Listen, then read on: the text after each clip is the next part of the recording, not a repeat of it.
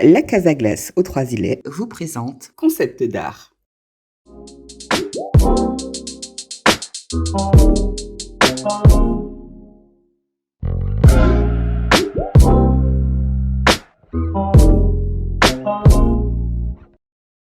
Salut à vous, matière, couleur, forme sont le quotidien du jeune homme que je rencontre aujourd'hui. Vous me connaissez, je suis toujours à l'affût d'entrevues.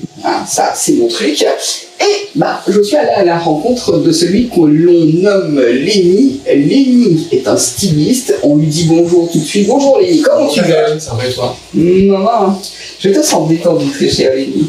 Pas tant que ça. Alors, c'est bien de me demander de mes nouvelles. Moi, je suis venu en prendre des tiennes.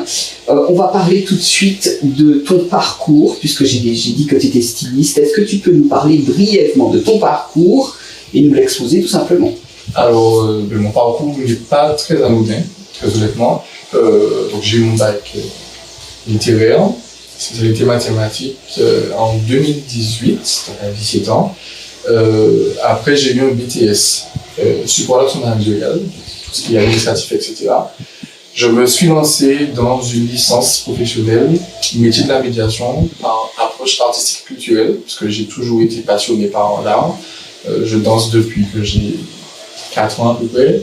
Je suis dans une chorale, voilà. Ma curiosité m'amène à te demander, 4 ans, quel genre de danse? Alors, j'ai commencé par la danse classique et contemporaine. Voilà. Et j'ai très vite compris que j'étais intéressé par la culture caribéenne. Voilà, on va dire caribéenne.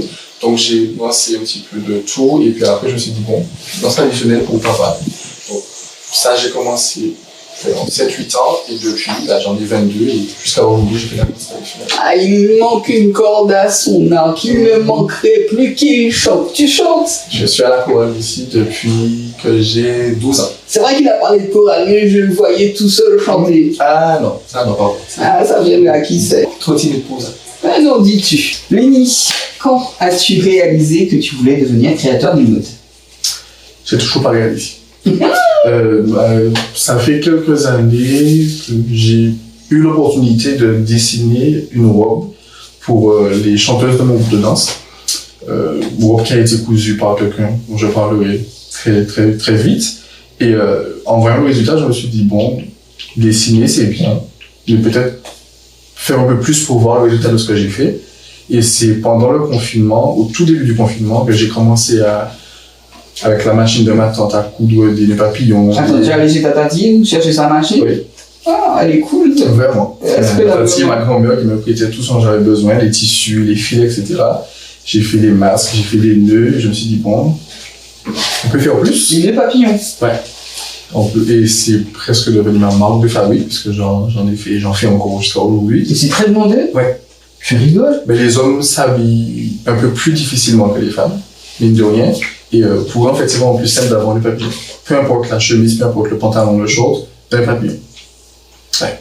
Ça me paraît bizarre. Genre, tu sais quoi? Je ne rencontre pas tant que ça des hommes avec des nœuds papillons. Faudrait que je sorte un peu plus, oui. Hein? Ouais. Vraiment. Et c'est pour des occasions comme les baptêmes. Les baptêmes, les mariages, anniversaires, et puis souvent sortir comme ça.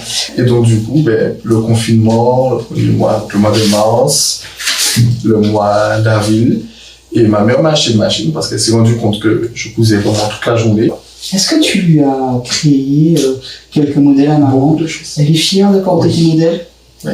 D'ailleurs, j'ai fait un shooting il n'y a pas très longtemps et elle était stressée, mais très contente que je lui demande de poser avec nous ses vêtements, etc. Oh. Ouais, donc elle m'a eu, on va dire, 5-6, parce qu'elle est assez compliquée elle aussi, mais c'est, je pense, grâce à elle si je suis aussi minutieux. Alors, quelles complications sont ces exigences quand elle veut un modèle? Elle veut du Kedan Couture. Donc Kedan Couture, c'est ma marque. Et elle ne veut pas en fait quelque chose qu'elle va trouver sur Internet et que je reproduise à l'identique. Elle veut vraiment, même si je suis inspiré de quelque chose, que ça soit des tissus que je choisis, qui, selon moi, lui vont, que ça soit ma vision de la mode. D'accord. Donc le plus difficile, c'est vraiment que ça colle à qui je suis. Je ne sais pas si vous l'avez constaté, remarqué, comme j'allais le dire, c'est vraiment une histoire de famille. C'est-à-dire que mamie pousse, tati pousse, maman pousse, enfin ton environnement, puisque tu m'as parlé aussi de ton groupe de danse que tu as habillé, parce qu'ils ont quand même accepté que tu te mettes à coudre pour eux. Tu es bien entouré. Ouais. Tu le conçois? Même la chorale, d'ailleurs, c'est l'année dernière que j'ai cousu pour les hommes et les femmes des jupes en madras, des gilets en madras, des papillons en madras, et c'est une tenue qu'on reçoit assez souvent parce que ça fait leur fierté aussi. Bien. Alors, on va parler de cette matière qui est le madras, qu'on ne porte pas assez souvent. Et moi, ce que je vois de ton modèle, je trouve qu'il est quand même assez génial de faire les choses ainsi, c'est-à-dire que on n'a pas toute la chemise en madras, on a une partie en madras, mais suffisamment marquée pour prouver que ça existe. Les idées, elles germent facilement? Non, très franchement non. Alors, l'inspiration, oui. L'inspiration vient parce que, voilà, comme je t'ai dit, j'ai toujours été inspiré par la culture caribéenne, la danse, etc., etc. Et le madras, c'est un tissu que je vois qu'on ne porte pas suffisamment, mais qui m'a toujours plu, qui m'a toujours intéressé. Et je me suis dit, bon, il faut commencer doucement. Il faut vraiment commencer doucement. Peut-être en mettant une touche de madras, une touche de wax sur un vêtement quand même assez simple, peut-être que ça peut aider les hommes ou les femmes à s'habiller comme ça. Et au fur et à mesure, partir sur un peu plus de madras, etc., etc. Et puis il y a tellement de tissus différents, tellement de couleurs, tellement de formes. Parce que le madras, ça peut être des petits carrés, ça peut être des gros carrés, ça peut être des lignes seulement. Donc je me suis dit, bon, ça peut être sympa, ça peut être quelque chose à travailler. En plus, comme ça, en biais, peu importe. Ouais, je me suis dit, pourquoi pas. Et je trouve que ça va à beaucoup de personnes, mine de rien. On pense que le madras, c'est pour les grandes personnes, c'est pour les matadors, etc. Non, les madras, ça peut servir sur une chemise, sur un short, un papillon, un sac, une pochette, etc. D'accord. Et quand les gens voient tes créations, quel est leur ressenti? Alors, la première question, c'est « T'as acheté ça où ?» Donc, au début, je ne savais pas forcément quoi répondre. Maintenant, je dis « C'est moi qui ai fait. » Et ça plaît parce que bon, j'ai commencé à coudre pour moi. Donc après, les masques, etc., les vrais vêtements que j'ai cousus, c'était pour moi. Et je suis quelqu'un quand même avec un style assez original. Donc je mets des combinaisons, je mets des chemises, je mets des hauts avec des fentes, etc. sur le côté. Donc quand j'arrive en quelque part et qu'on voit quelque chose en wax ou bien en madras, on me dit « Oh, c'est original. » Et du coup, une fois, par exemple, j'ai été au restaurant et on m'a vu habillé de ma combinaison rose et blanche et en wax. Et on m'a arrêté, je veux prendre une photo. J'ai dit, pas de problème. Et on vient me voir quelques minutes après, on m'a dit, ouais, j'ai un mariage en décembre, tu peux me faire un vêtement pour moi, ma femme et mon fils. J'ai dit, bon, ok, pas de souci. Et voilà, ça part comme ça à chaque fois et ça inspire. On a constaté que le travail paye, mais qu'il se la pète aussi. Pas du tout. Quelle est la première personne que tu as habillée? Moi-même. On est mieux servi pour soi-même. C'est exactement ça. Parce que je sais que j'ai un style, comme je dis, très particulier et je ne trouve jamais en magasin ce qui me plaît. Jamais. Je vais trouver des jolies choses que je pourrais mettre, etc. Mais quelque chose qui me correspond, en plus avec du madras ou avec du wax, je ne trouve jamais. Je me suis tu vas pas t'habiller comme madras en wax? Non, mais dès que je sors... Tu travailles les autres tissus? De tout. D'accord. Donc, madras, wax, broderie anglaise, dentelle, coton, lycra, plumage, enfin un petit peu de tout. On a vu précédemment avec ton modèle qui se prénomme Lala. D'ailleurs, la robe porte également son nom. On l'a vu, on revient tout de suite et on revient juste après.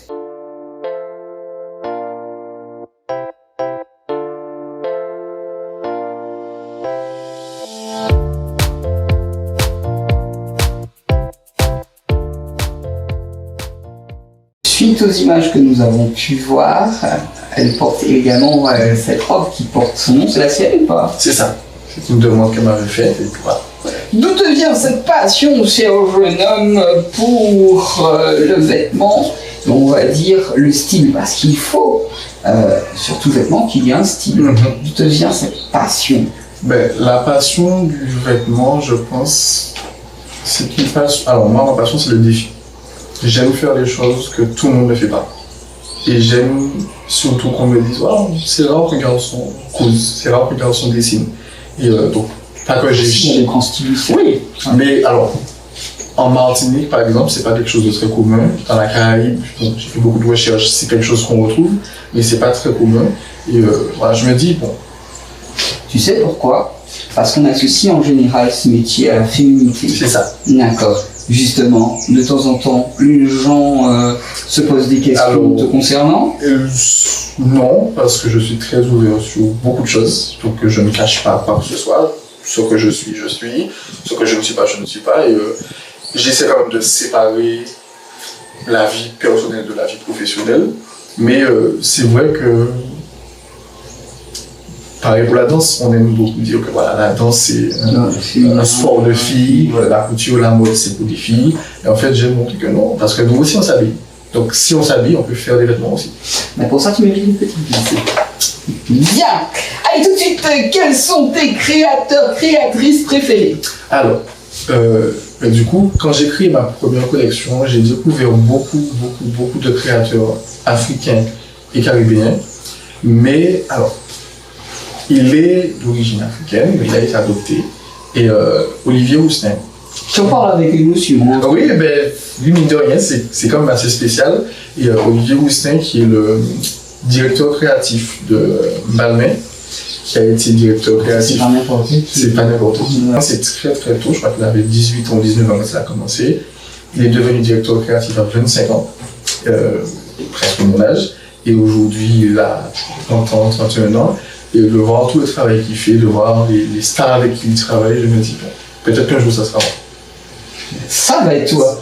Je travaille pour ça. Et puis, je ne peux pas l'oublier, Gina Lati, c'est pas Balmain, mais c'est une créatrice que je respecte énormément. Pourquoi? Alors, c'est la mère de ma meilleure amie, c'est une couturière.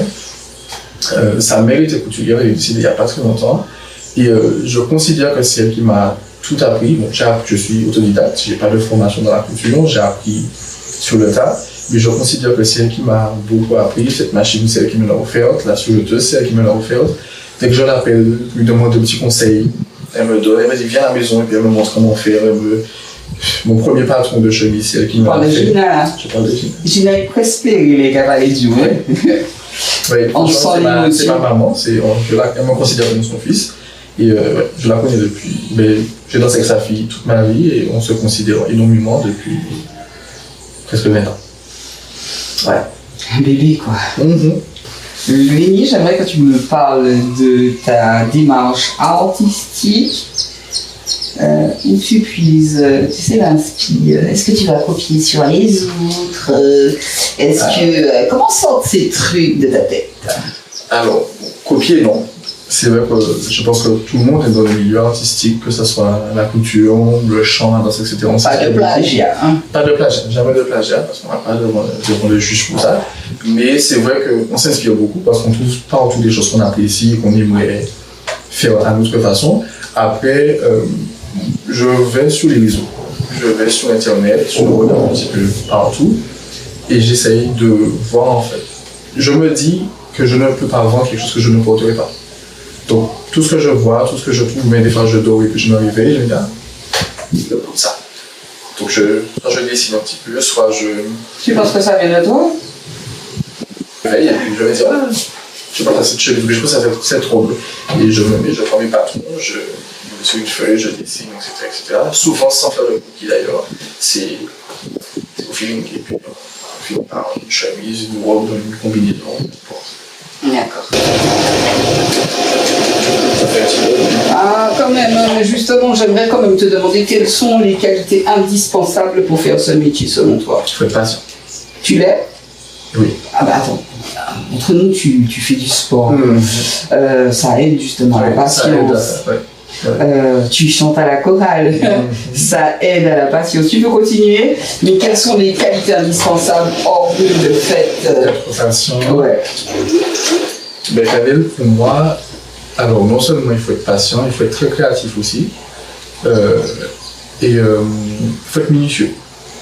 Parce que, comme tu as pu le voir tout à l'heure, même si tu cours, il y a un patron comme ça, il faut faire des choses qui ne vont pas se faire comme tu voudrais, donc il faut savoir voir le détail, il faut savoir coudre à la main quelque chose que tu ne peux pas forcément coudre à la machine, il faut avoir le sens du détail, mais vraiment au niveau des mesures. Si on te dit 15 cm, il ne faut pas faire 14, c'est vraiment 15. Donc, il faut être très minutieux, avoir le sens du détail, la patience, ça c'est le plus important, et puis le sens du contact par rapport au client, et puis par rapport aux fournisseurs aussi. C'est quelque chose que j'ai pu voir entre temps, parce que les gens te reconnaissent et les gens finissent par s'habituer. Donc quand j'arrive dans un magasin de tissu, on me dit ah, j'ai tel tissu qui arrive aujourd'hui pour toi.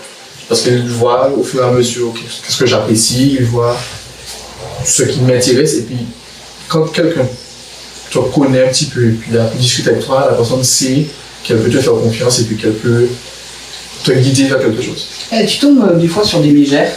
Tout. J'exagère un peu, mais ça arrive.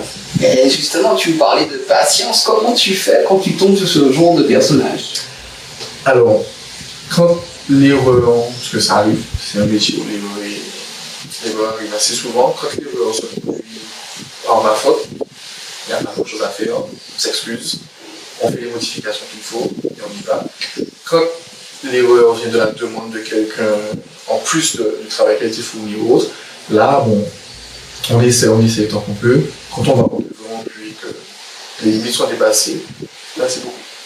On s'arrête, on rembourse, on redonne le tissu si le tissu a été donné, et puis on passe à autre chose. Ça, c'est une question qui me vient comme ça à l'esprit. Quel est ton meilleur souvenir concernant ton activité? Parce qu'il doit avoir de bons souvenirs quand même. Il y a beaucoup de bons souvenirs. Le meilleur souvenir, pour l'instant, c'est le fait d'avoir pu coudre pour un mariage. Donc j'ai une amie dont la grande sœur s'est mariée en décembre, qui m'a demandé de réaliser les vêtements de ses 12 hommes d'honneur. C'était des hommes d'honneur? Donc, j'en faisais partie d'ailleurs. Donc, les pantalons, les gilets et les papillons. Avec 2 semaines. Et voir le résultat, parce qu'en fait, c'était du bleu et chaque personne avait un violet différent. C'était vraiment un nuancier de violet. Et de voir le jour du mariage, le résultat, assorti au robe de damascène d'honneur, etc. Franchement, c'était un moment très particulier. Parce que voilà, en très peu de temps de travail. Alors aujourd'hui, dans toutes les vidéos TikTok qu'on voit, on voit souvent les mariages africains, où l'islam fait tout le monde danse. C'est l'un des meilleurs souvenirs, celui-là, celui du mariage. Ouais. Ah bah tu m'étonnes, hein, t'imagines. Franchement, un mariage. Et en moins de... Quand tu vois que tu n'as aucune formation professionnelle et qu'on te fait confiance pour un événement comme ça, tu te dis, c'est pas de travailler faire. Quel est ton projet le plus foulé? Alors, j'ai beaucoup de projets à venir. Déjà préparé ou en cours de préparation, mais le projet, je pense que j'attends avec impatience. Bon, je suis danseur et j'ai toujours voulu faire un clip avec du coup, je danse avec d'autres personnes avec qui j'ai l'habitude de collaborer et les vêtements, ce sont les miens. Donc habiller quelqu'un pour un clip? Habiller quelqu'un, habiller tout un groupe, habiller vraiment tout ce qu'on verra à la télé. Vraiment voir l'artiste, voir les danseurs, voir les figurants, tous avec une création. Le chanteur aussi. Tout le monde. Quelques dernières questions avant de clore cette émission. Comment veux-tu que les gens se sentent en portant tes collections? À l'aise. Tout simplement? Peu importe où tu vas avec une création qui est dans le couture, il faut que tu sois à l'aise. Que ce soit dans un mariage, un baptême, un anniversaire, au travail, dans la rue, pour le carnaval, ou peu importe, que tu sois à l'aise, que tu te sentes bien dans ta tenue, que la tenue te représente. Je fais très rarement 5 fois la même chose, c'est souvent une tenue unique, que la tenue te ressemble et que tu puisses te dire, voilà, c'est quelque chose que je porte parce que c'est moi. C'est pas quelque chose que tout le monde va porter. Rappelle-nous le nom de ta marque. Kedan Couture. Kedan Couture, tu as un logo? Comment les gens viennent à toi? Souvent sur les réseaux. Parce que du coup, j'ai commencé à me faire ma propre publicité. Très Instagram, très Facebook. Quel mot, moi, tu as le temps? Tous les jours. Tous les jours. Et puis maintenant TikTok aussi pour partager des backstage, des shootings, des répétitions, etc. Donc les gens voient un petit peu tout ce que je fais, m'envoient un petit message. Au fait, j'ai telle chose qui arrive le mois prochain, est-ce que tu peux me faire une chemise ou un pantalon? Quelles sont tes ambitions pour l'avenir? C'est vrai que la couture, ça n'a jamais été mon projet professionnel phare. Et au fur et à mesure, je me rends compte que peut-être je peux évoluer dedans. Donc, continuer à me développer, me former un peu plus parce que bon, je suis autodidacte. Je me dis peut-être avoir une vraie formation, mais surtout, Ce serait bien que ce soit chez Balmain. ça serait bien. Franchement, oui. Franchement, même un stage, même une immersion de 36 heures, peu importe, mais c'est vrai que ça aurait été sympa. Et ouais, devenir Il n'a réellement. même pas demandé beaucoup, il a dit 36 Oui, heures. juste un petit moment. Un petit moment. Franchement, c'est quelqu'un que je respecte beaucoup. Alors, on continue à parler justement de tes ambitions pour l'avenir, faire ton petit stage d'immersion, mais encore. Continuer à évoluer. Je pense que c'est le plus important, c'est que même si, c'est vrai que ça aurait été sympa qu'on me connaisse sur la scène internationale, mais même si je reste made in Martinique comme j'ai toujours voulu, que je continue à évoluer, qu'on connaisse ce qui est dans la couture, qu'on connaisse la marque, qu'on connaisse mon travail et que les gens apprécient. Moi, j'ai apprécié de m'entretenir avec toi, c'était un plaisir. Comment les clientes font-elles pour venir à toi? Numéro de téléphone? Alors, vous pouvez me contacter sur WhatsApp ou par SMS au 06 96 50 89 72 ou bien sur Facebook, Instagram, TikTok, Kedan Couture. Merci Lily. Merci Canel. Merci à vous de nous avoir regardés.